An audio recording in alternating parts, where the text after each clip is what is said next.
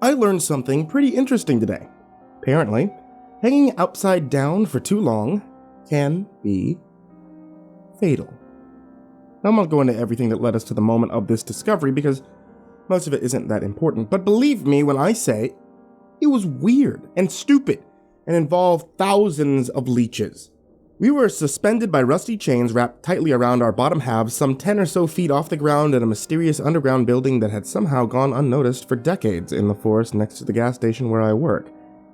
It was cold and damp, and our only light source were the trio of burning barrels organized in a triangle around us, and I'm pretty sure this place wasn't ventilating any of that smoke. I was annoyed. At least I had my coworker Jerry there, hanging next to me, volunteering as a distraction from the situation at hand. To pass the time, he showed off his impressive repertoire of show tunes and told awful dad jokes despite my repeated requests for him to stop. Around the 2 or 3 hour mark, our captor came back to check and see how we were doing. Maybe he was there to taunt us, I don't really know. His motivations were unclear.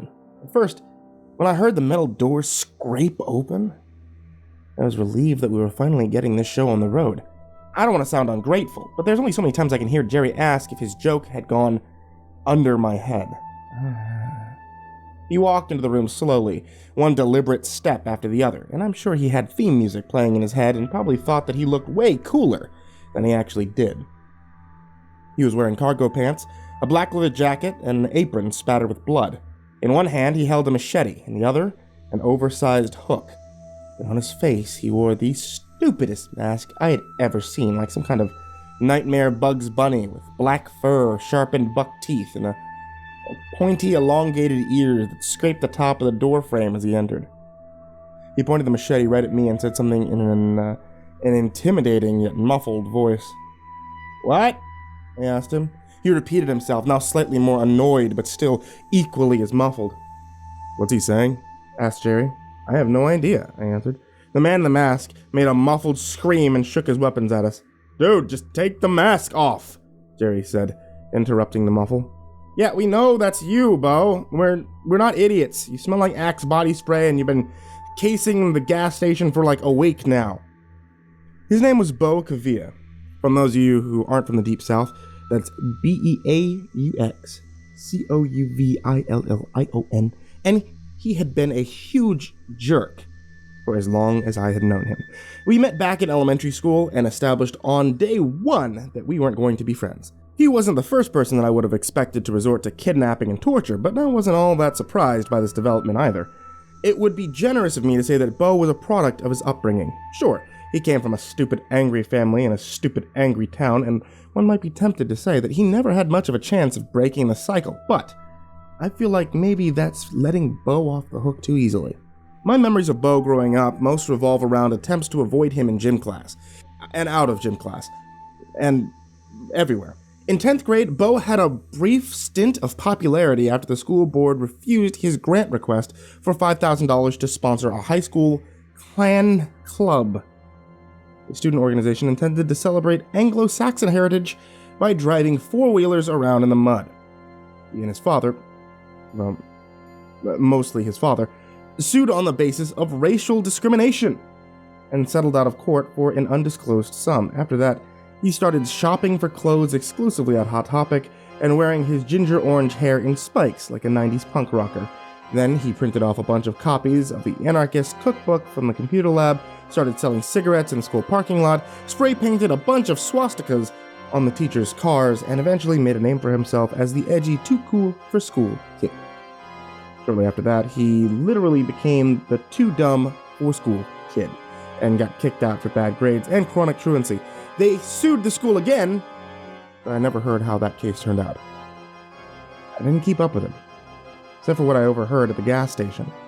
He was still stupid and angsty, and he blamed everyone else for everything, from his multiple DUIs to his sudden and inexplicable weight gain. Bo was always pretty husky, but these days, he was about 4 feet tall, lying flat on his back, which was one more reason why it was so pointless for him to wear a mask.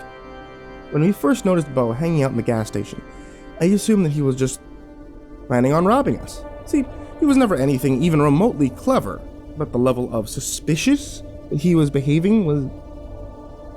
It was on the verge of comical. Wearing a hat and a trench coat, parking his truck at the edge of the lot, squinting to see if he had any security cameras anywhere in the building, coming in twice a day and never buying anything. The last Friday, he tried to talk up the female cashier while they were alone, and I'm sure that he thought that he was being seductive. But that's the power of self-delusion for you. Rosa told me all about it after I came in to take over the safe. He asked if we had any hidden weapons in the store, because if I needed it, he was more than happy to stick around and offer me his protection. Well, I said, that's pretty obvious, isn't it? Did he open with that? He started by being super creepy and asking me where I was from, how long I worked here, yada yada. Then he asked if I was alone. Why would he think that was okay to ask? What'd you tell him? Oh, I lied. I said you, Jerry, and Mac were in the back, rotating inventory. Wait, whoa, what? Who's Mac? He's a guy I made up to tell Bo. Mac is an ex-Marine with impulse control problems. He's just trying to do right by his ex-wife, ever since they let him out of the slammer, where he did time for a crime he didn't commit. All he wants to do is be a part of his kids' lives, make some extra cash here at the gas station while he tries to take night classes to get his MBA.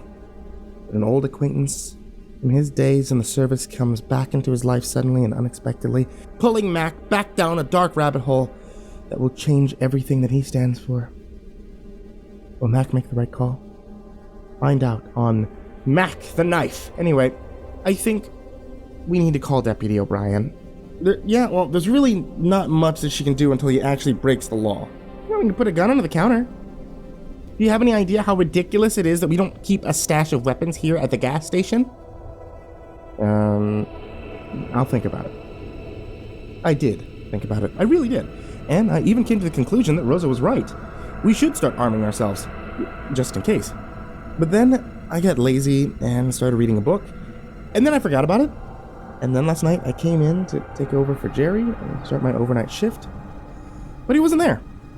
Instead of Jerry, I found this fat dummy holding a machete and a gun, wearing this silly rabbit mask, forcing me into the back cab of his truck, and then he drove me out to the woods, down an old dirt road to a giant metal bunker door, and forced me inside, down a concrete hallway coated in dirt and graffiti, past rooms half filled with stagnant rainwater, past giant metal silos, crumbling columns and metal beams, and finally into this huge empty room where he tied me up with chains and hoisted me to the ceiling, next to Jerry.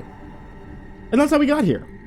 Between knock-knock jokes and Jerry's terrible a cappella rendition of Broadway hits, we wondered out loud what Bo's endgame was. The room he had us placed in contained a giant pentagram freshly painted on one wall with a ladder, a brush, and an open can from Sherman Williams sitting next to it. After that, I surmised that all the blood on Bo's apron was actually just paint. The best theory we could come up with was that he had gone off the deep end and he was planning to sacrifice us to the devil. Turns out, our theory wasn't that far off.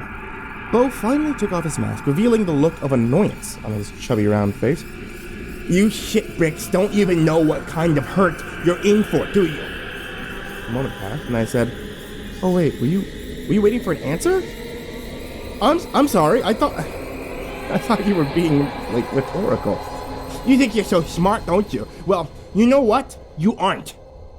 Come on, Bo, I said. Just let us down from here. We can pretend this whole thing never happened. No, we won't, interjected Jerry. As soon as you let us go, I swear, I'm heading to the sheriff's station to hand your ass in, and there's nothing you can do to stop me or change my mind. I cut my eyes at him and muttered a quiet, "Hold up." Something must have clicked in his head because Jerry started to backtrack. Oh, yeah, you're right. Never mind, Bo. I forgive you. Now, let us go, or else. Bo let out a forceful laugh that didn't sound even remotely convincing and then said, You're staying here for the rest of eternity. This is where you'll die. Did you know that the Chinese use death from hanging upside down as their most fierce form of torture? Again, I caught myself waiting for him to continue, only to realize he was asking us a question. No, I didn't know that.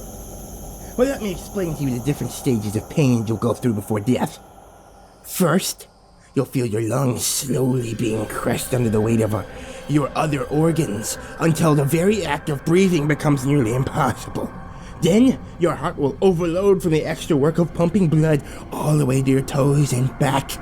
And then the vessels in your eyes will rupture. You'll go permanently blind as you struggle for each breath. And then, after you're finally dead, I will bleed you dry and leave your bodies down here to rot. I mean, I'm not a doctor. None of that sounded right. However, I wasn't about to tell Bo that he needed to, up his torture game. Hey! Bo yelled, pointing his machete at the guy hanging to the other side of Jerry. What's going on with that one? By that one, he was referring to Mel, the new part-timer that Jerry had trained when Bo had come in earlier to kidnap him. It was his first day, and the poor guy was already in a secret underground torture chamber. Jerry answered, "Yeah, he passed out right off the bat. Yeah, we tried to wake him up, but he's lights out hard. Hey, Mel! Mel, wake up! You're missing the villain monologue!" Jerry swung an arm at Mel, but we were all suspended just out of reach of one another. Is that guy dead already? I studied Mel for a moment. I couldn't see any breathing or other signs of life. "Yeah," I said sadly. "I think he is." "Wow," Bo said with a strange smile. "I did it. I took my first life. Now I know how it feels. This power is amazing. It's something you pathetic sheep are never going to feel. You'll never know the power of snuffing out another person's very existence." Jerry chuckled and said, "Okay, dude." "Oh, this is it. I have everything I need. Do you idiots want to guess what's about to happen next?" "No," we both answered at the same time. "Now I have what I need to summon forth the beast, Tarragon. He is an eternal being from another world, stronger than you could have ever fathomed. I've given him everything he needs to enter our realm, everything except for the final ingredient, the blood of a man in tortured anguish." Bo went to the corner where the chains were all connected to an old crank device. He turned the wheel until Mel's body was lowered all the way to the floor. Then he unhooked Mel's chains, listened for a heartbeat. Really, I guess he should have done those two in opposite order. Then he dragged Mel across the floor to the spot in front of the pentagram. "Hey, dude," Jerry whispered to me. "Want to get out of this? I think we should seriously reconsider buying a shotgun or something for the store." Bo got down on his knees and fished a large pocket knife out of his cargo pants, flicked it open, and kissed it. "You losers are about to see something that you're not even worthy to behold. The gates of hell will open, and you will literally be in the presence of the Dark Lord, Tarragon. Tell me, have either of you seen an actual god before?" "Yeah," we both said in unison. I look over to Jerry. "Wait, really? Where did you see a god?" "Oh, it was back when you were in the hospital for a few days, getting your, leg thing taken care of. There was this bat god named, Labu or something. He was trapped in a small universe thing in a bottle of Strega liquor. Of course, I was on a lot of mushrooms at the time, so I might have imagined it. What about you?" I answered, "Remember that time we were all escaping the zombie nudists in that underground cavern and we got separated by those giant hands that burst out of the walls? Yeah, I got sucked into that throne room of a dark tree god. Turned out to be a really cool guy, though. Of course, I was on a lot of painkillers at the time, so I might have imagined that." "Our lives are weird," Jerry responded. "Hey!" Bo yelled. "I'm being serious here. This is real, and you're about to see for yourselves. Watch." With 2 hands around the hilt, he plunged the knife into Mel's chest. Mel's eyes shot open and he screamed and bolted to his feet. "It worked!" Jerry yelled. "Mel is a zombie!" Mel screamed again and looked at the weapon sticking out of his chest. "Mel, go get help!" I yelled.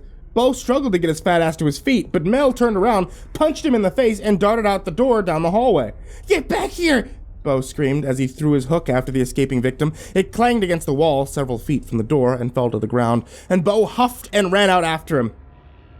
A few minutes later, Bo came back into the room with his head hung low, his eyes red and watery, and snotty blood flowing messily from his nostrils.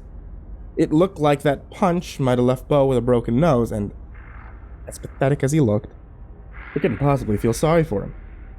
This is all your fault, he growled at us. Yeah? How do you figure? Asked Jerry. You lied to me. You tricked me into believing Mel was actually dead. Jerry snapped his fingers and said, Bitch, get off this persecution complex. You're the one that brought us down here to torture us to death. You don't get to cry over how we weren't nice to you. Now I'm gonna kill you, Bo hollered. Yeah? So you say, Jerry taunted. Bo wiped his bloody nose off on his sleeve and flung it onto the ground and screamed again. You have no idea how powerful I'm gonna be. You're gonna learn your place. You're all gonna respect me. And when I'm done, He stopped mid-sentence. And his face went pale. Then he turned and looked at his bloody spatter on the floor. Then at the pentagram on the wall. What? He stammered to nobody in particular. Jerry gave me a look that said, This dude is 4 equal sides short of a square. Oh, yes, of course. He was speaking to the wall. So, like, you wanna let us down now, or what? I asked. Bo looked at me with a giant ugly smile and asked, Did you guys hear that too? Hear what? He responded. That voice! He's right there! Bo pointed at the pentagram. He can hear me, and he's telling me that I've done well. The blood was good. My blood, he just needs more. Of course, all he needs to come forth is for me to make the ultimate sacrifice. Bo picked up his machete with his right hand and held it to his left wrist, then closed his eyes and took a deep breath. This is it. This is why he chose me to summon Kerrigan. Because he knew when the time came, I would have the strength to do what's necessary. Wait, hold on. Who chose you for what? I said. I'm lost. Yeah, Jerry said. Me too. I wasn't really paying attention. Was Mel a zombie or what? Bo opened his eyes, forced another fake laugh, and said, There's a man in town. I never got his name, but I didn't have to. He found me. He offered me a job. He gave me purpose. And now I'm part of something greater than myself. All he asks is I summon Kerrigan into this world. It's all part of a great plan, and soon it'll be finished. He closed his eyes. He lifted the machete, then slowly put it back against his skin. Then we waited. For like 30 seconds. Eventually, Jerry crept into the silence in his best Emperor Palpatine voice. Yes, that's it. Do it. Let the darkness be your strength. Let the anger guide you. Let the hate flow through you. Dude, I said, quit it. You're gonna mess him up. Bo threw the weapon to the ground and screamed at us again. You bitches have no idea what it's like. How hard I have to struggle. I've gone my entire life putting up with shit stains like you two, trying to keep me down, and I'm sick and I'm tired of it. Soon, Kerrigan will come, and all the people that make life worse, all you people, will get exactly what you deserve. I had actually forgotten that he still had a gun until this moment, until he pulled it out of his waistband and his cargo pants and said, This is what real strength looks like! And he put it into his mouth. I closed my eyes and said, You, gross. After a few seconds, he still hadn't pulled the trigger. And I opened my eyes to see that he was frozen there with the gun still in his mouth. Hey man, I have an idea, Jerry said. You're clearly having trouble riding that struggle bus over there. Why don't you let me down from here, give me the gun, and I'll kill you, yeah? What? Sound good? You want to die, I want to kill you, it's a win-win. Bo pulled the gun out of his mouth and spat on the ground. You don't have what it takes to kill anybody. Oh, no, really, I've totally got a hard-on for homicide. Just ask Jack. It's true, I said. Before he worked at the gas station, Jerry was the only surviving member of a murder cult. Bo walked angrily over to the crank wheel and started lowering Jerry to the ground. Holy shit, is this actually working? Bo took the chains off Jerry, tossed the gun next to him, and then held the machete like a baseball bat right underneath me and said, Okay, asshole, here's the deal. You can't back out now. If you don't spill my blood and open the portal, I'm gonna kill your friend, and...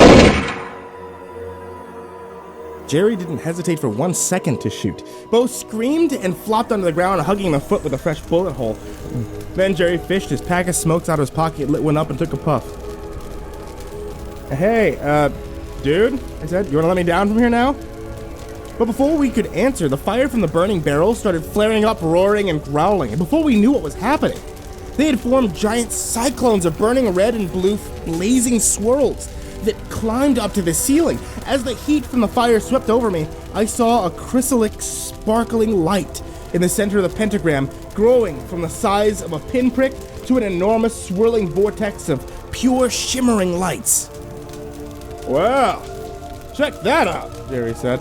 Bo started frantically laughing, and I think that he was just about to give us a smug, I told you so. But before he could, an enormous skeletal hand reached out from the void and grabbed him around the waist. I can't exactly describe what this hand looked like. That's because I don't think the entity it belonged to is part of our world or understands physics. It was, at the same time, the size of a normal human arm and the size of Manhattan Island. It was a color that had never existed. It had 5 fingers, and each fingertip split into 5 more fingers, which each broke into 5 fingers, which broke into 5 more fingers ad infinitum. I could somehow hear the creature's arm moving with my eyes, and the smell of its flesh was very similar to gumdrops. Jerry later insisted it smelled more like spiced rum. Bo let out a gasp as the infinite fingers squeezed around him, and then the arm dragged him slowly through the swirling void. Holy shit! Jerry yelled, that asshole had my wallet! Jerry! I yelled to get his attention. Then he looked up at me. I pointed at the spot on the ground where the dumbass Bo's foot blood had started the pool. You have to figure a way to close the portal! Jerry put his lit cigarette between his lips, unzipped his fly, and started pissing into the puddle of blood. And amazingly, it worked! A noise like a crack of thunder filled the room, and the portal disappeared, along with all of the light, as the fires from the burning barrels immediately extinguished themselves. In the darkness, all I could hear was the sound of Jerry pissing on the floor.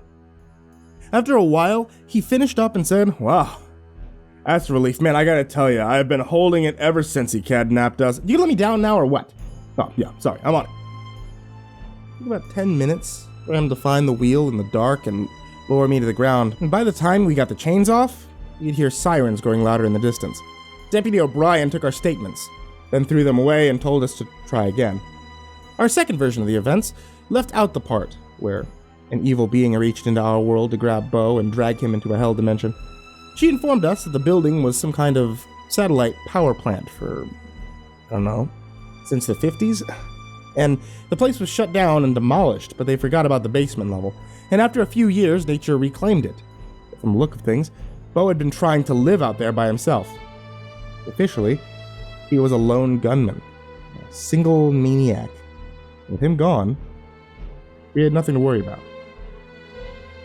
Unofficially, we're all a little on edge about who hired him to summon a demon. Maybe we'll find out. Maybe we won't. Either way, we need to hire somebody to replace Mel because something tells me that he isn't coming back to work. But in other news, I just learned that the carnival is coming to town soon, so that's pretty exciting. Until next time, this is Jack from the gas station.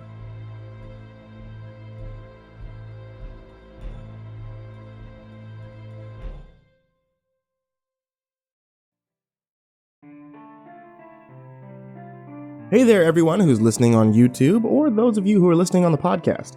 It's me, MrCreepyPasta, and before you head out for the night, I just wanted to let you know about a couple of things.